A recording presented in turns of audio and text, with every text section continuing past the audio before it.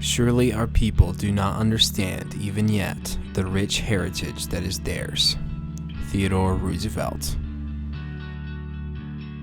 This adventure finds me south of Walden, Colorado, in the heart of the Rocky Mountains, at Myring Livestock Company. Sometimes when I go places to film, I'm all alone and have to figure it out myself. In this case, however, I have an inside man. My brother Elijah works for Myring and has invited me down for the weekend to get an inside look at life on their ranch. I arrive just in time to be introduced to the team and follow my brother around as he finishes up afternoon chores. So this is Molly. This is one of my lead horses. She's got the fat pot belly. And that's Jenny over on the fence. And this is Willie and Waylon chewing on each other. And you've got Eve here. Eve is one of Danny's wheel horses. She's pretty counterfeit though, she don't pull very good at all. This is her other teammate. This is Chubby. Chubby is probably the hardest pulling, hardest working horse on the outfit. He's incredible when he gets down and pulls. And then this is Spotlight and Boss. They're two. Spotlight's a colt. Boss, I think, is a little older, but he's green. We haven't worked them yet. Yeah. We're just kind of in section. And this is Izzy. She's my other lead horse. And then the white one on this side of her is Ben. Ben is a spooky, scary, like, elephant freaking out the mouse kind of character. He's scared of everything, poor guy. But Izzy and Molly are so much alike that leave a forelock. Of course, she's turning away from us, but leave Molly's forelock on the front. It's like tell them apart in the dark. You'll be harnessed in the dark, so. But yeah, she's my other lead horse. And then this is Littlin, one of Danny's saddle horses. So yeah, that's the crew. Pretty much.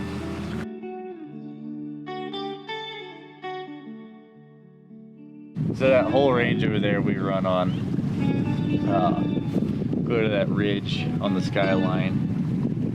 That's all forest ground, and it goes way back up, kind of behind this big. This is Arapahoe Peak right there. So it goes back behind there, and then we'll run that way too, away almost to the highway. Part of Myring's heritage is that they do all of their livestock feeding and much of their other ranch work with teams of draft horses. To the ranchers, it's a valuable way of life, a piece of Western history that they take great pride in preserving.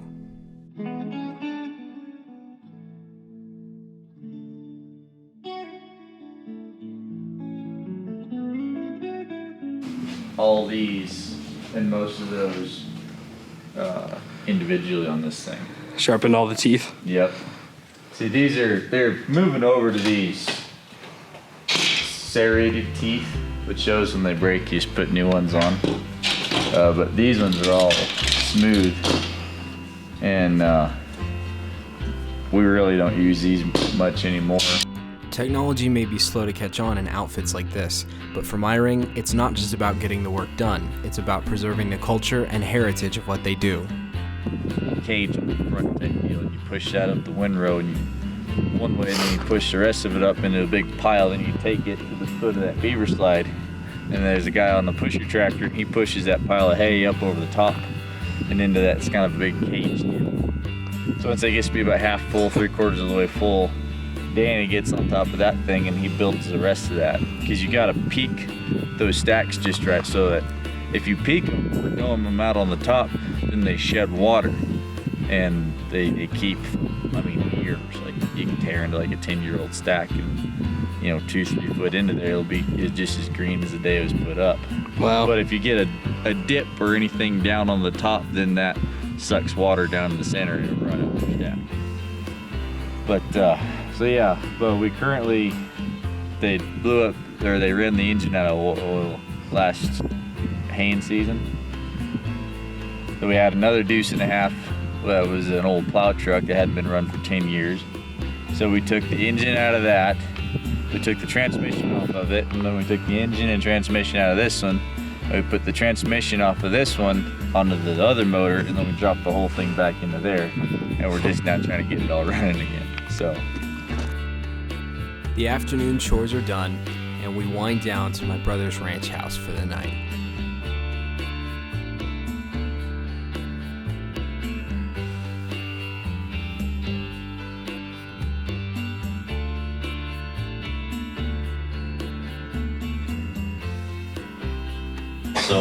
So, have you restocked your bear fat yet?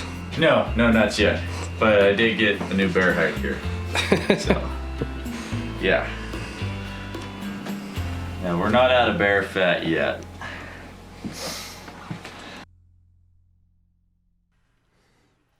Morning for the ranch hands comes long before the sun comes up. One of the first things that needs to be done is busting the sled runners loose from the ice and frozen mud that's built up overnight.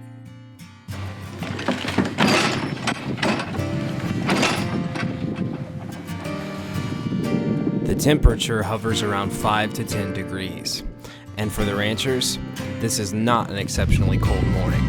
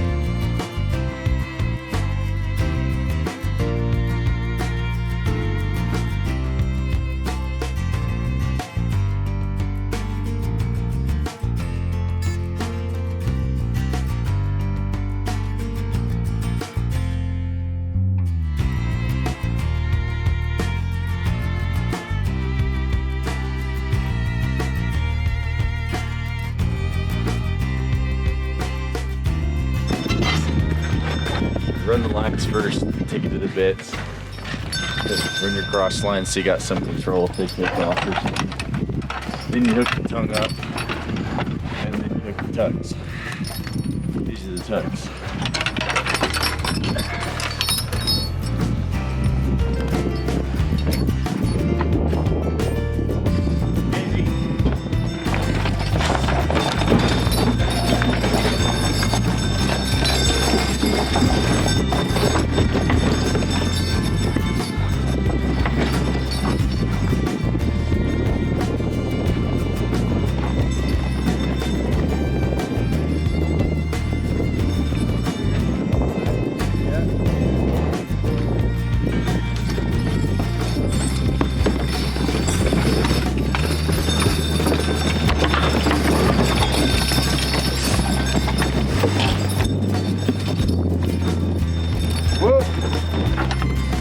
Now that the team is harnessed and hooked to the sled, the first job of the day is to clean out the main hay rack and take some of the excess out to feed the horses.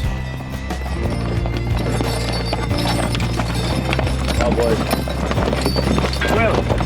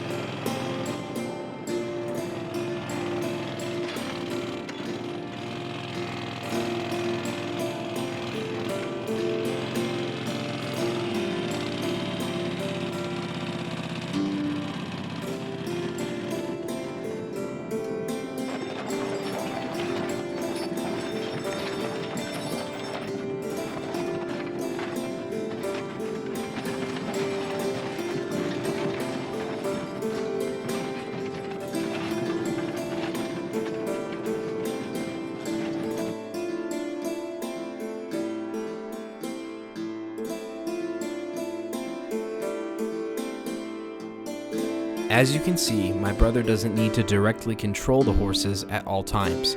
They memorize the routes of the work that they do, and they respond very well to his vocal instructions. It's teamwork that is very neat to see in person.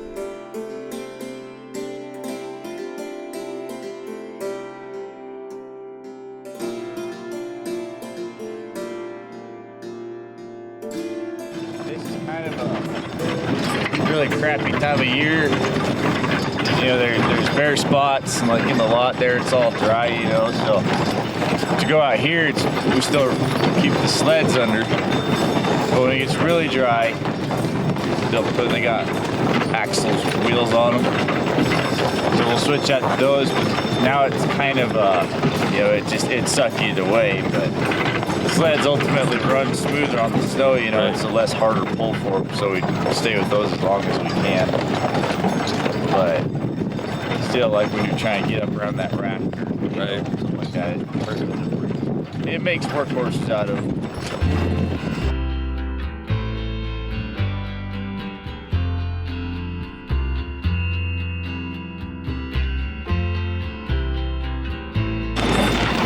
Yep, there's the guy right there.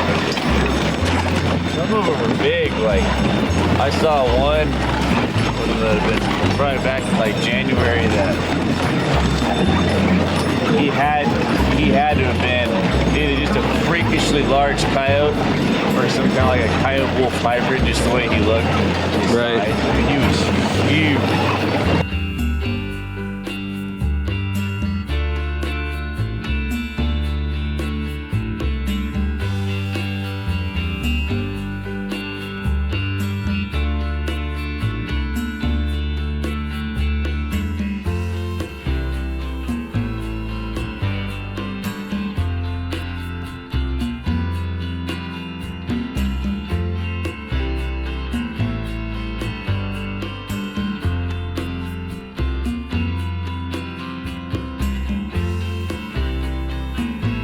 Now that we've fed the horses, we're on our way out to build a new feeding ground for the cattle. And along the way, my brother spots a watering hole that could use some clearing up from ice and frozen mud.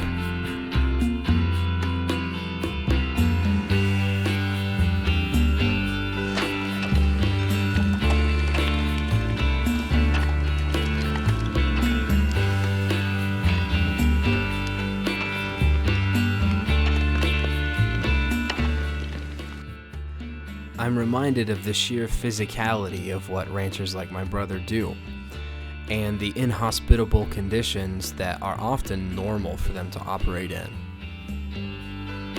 The coldest we ever did this in was like negative 37, 35, somewhere in there.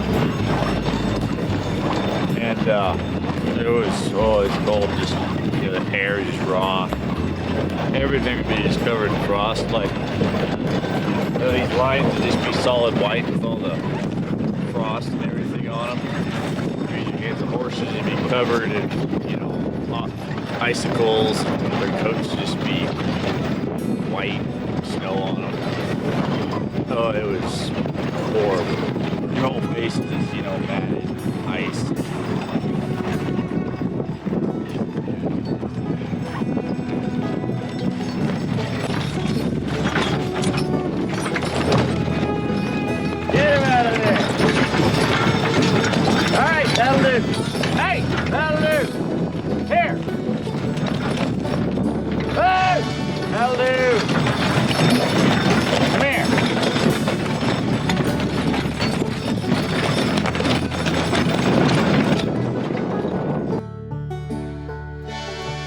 After Elijah's dog Lucy helps clear the way, it's time to start loading the sled with hay and taking it to the cows.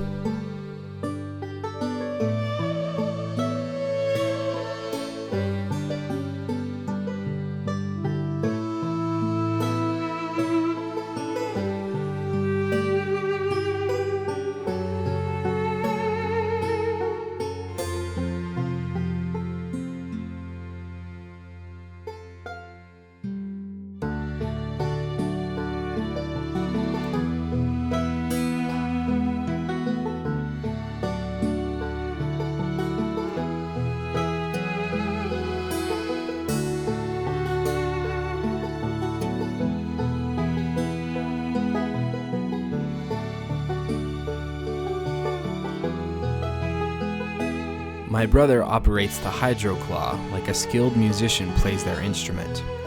I joke with him that he would be very good at getting whatever he wanted from Walmart claw machines. He laughs and says he gets that a lot, but points out that isn't the case because claw machines are rigged.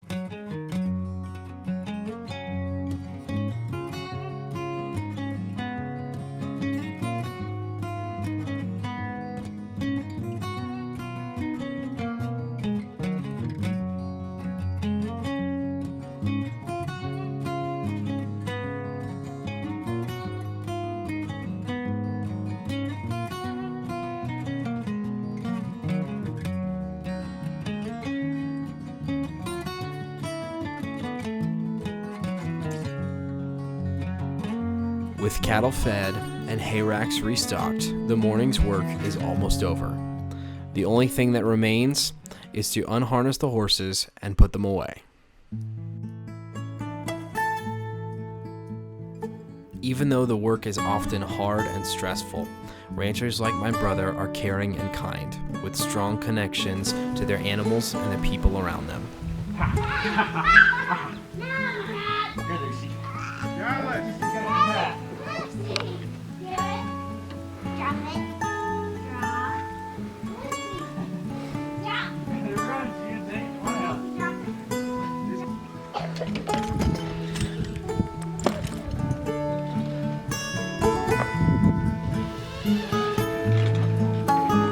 All right.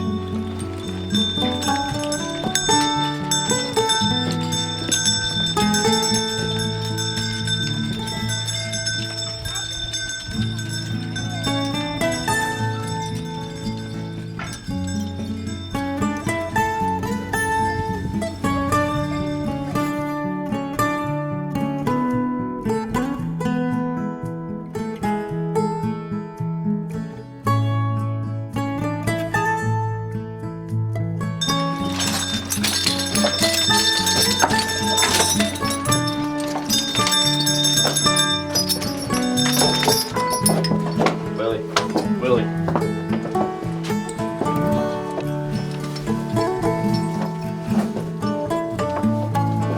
It's like a draft horse pit crew in here.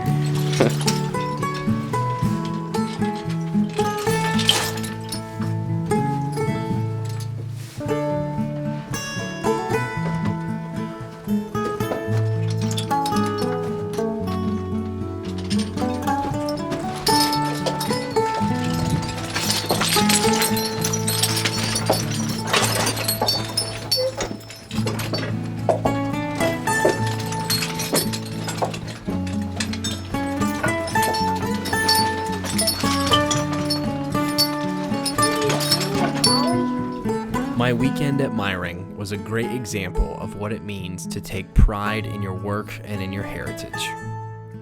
As time passes by, it's important to remember there's a wealth of knowledge and wisdom in the old ways.